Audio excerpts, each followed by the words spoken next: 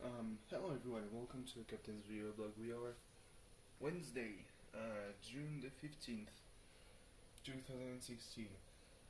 Um, it's Thursday morning, almost 7 a.m.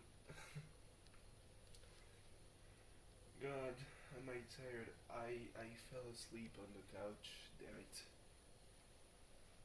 I don't know for how long, maybe 2 hours. Fucked me up. Like, I knew that I kind of would have to sleep early, despite the fact that I really don't know how I got so tired, because the main thing that I did was going to that judo ceremony. I mean, it lasted for long and it was really hot inside the dojo, so yeah, and when I say really long, like, I arrived, it was 6:15 in the afternoon, and well, I left at 9 p.m. So yeah, can tell you that it's very very long. Because usually, at 8 we're done, and I still find it kind of long. So yeah. Anyway, that's done. France is qualified for the round of 16 of the Euros at the end of quite a stressful match against Albania. Two goals at the very end of the match. Like, the first goal was from Griezmann on a cross from Adil Rami, which is, really strange. Like, you don't even realize how strange it sounds in my ear to say Adil Rami had an assist in 2016 for the French national team. It was the 89th or the 90th minute, so really at the end of the game, and then Payet scored one at the last minute of injury time. So there were 5 minutes at the end of the match for the injury time, and there was a goal from Payet at the very end. After a raid by Gignac, who slept on the pitch at the the very start of the penalty box, and lots of players slept, which leads me to believe that maybe the people who are operating the Stade Velodrome aren't doing a good job at maintaining the pitch. It's been said before, for example, at the game against Juventus last summer. I wouldn't say July or August, I don't remember exactly. I know that it was either really at the end of July or at the very beginning of the month of August, but I can't say exactly when. But yeah, the pitch was a fucking disaster. So, when it comes to what is more, oh yeah, there was NXT, a fairly good episode. I'm glad that Ty Dillinger refers to Andrade Almas as Cien Almas and not as Cien, because it's fairly obvious that the way his name is written, is there to make it look like his real name would be Cien Almas, because it works. Cien is just 100, which is, as Lita said, 10 times more than 10, probably. The face Corey Graves made when she said that on the pre-show of NXT TakeOver at the end was quite something. TM61 made a good job against Blake and Murphy.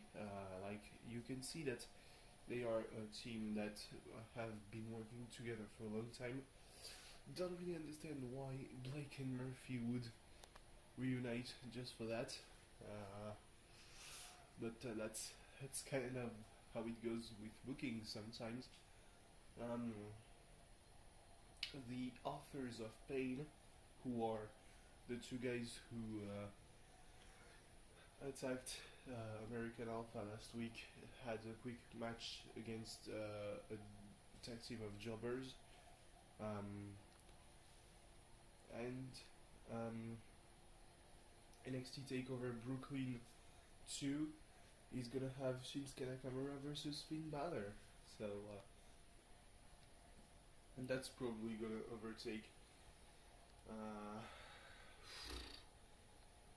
Nakamura versus Austin Aries and Nakamura versus Sami Zayn, because that's two guys who are really more rough than you know, the usual American, well, Northern American pro wrestler. It's going to be fun, and probably like the end of Finn Balor at NXT. What is there more to say? I still haven't watched Raw. I'll get around to it. Yeah, there was a female match, Tessa Blanchard against Carmella, and Carmella won. She gives nasty super kicks. I'll just tell you that. That looked really, really violent. Apparently Tessa Blanchard is a heel, and a pretty vicious heel at that. Carmella is over, which is something that it was weird to think about it when she debuted, because she was supposed to be, you know, the friend, the stylist of Enzo, the stylist friend of Enzo and Cass, who got fired because they fucked up with a dog. So yeah, and for her to transition from that kind of awkward shoe-in to a legitimate performer, it's something that NXT is really good about, really good at. Yeah. And well, finally, the papers that I have to send. So I asked two professors online, and one answered me pretty quickly. He told me that he couldn't write a reference letter because he hadn't had me this year enough as a student to rate me, which is something that I find really funny, because he might be one of the only ones that I really had, considering that the first semester was mainly, you know, classes with like 100 people, where the professor speaks for an hour and it changes every week,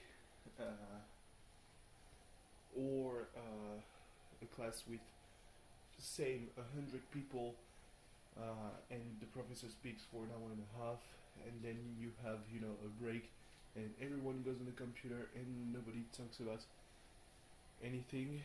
And yeah, and then there were classes where obviously I wasn't really good at, but wouldn't be, you know,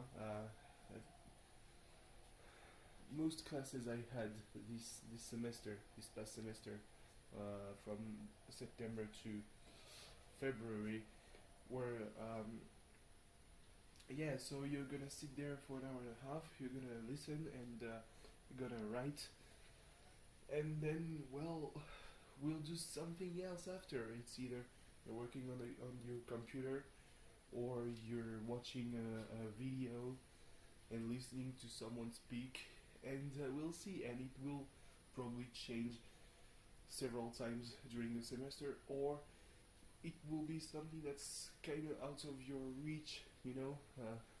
So it's hard to ask my professors for that kind of stuff, you know, recommendation and all that.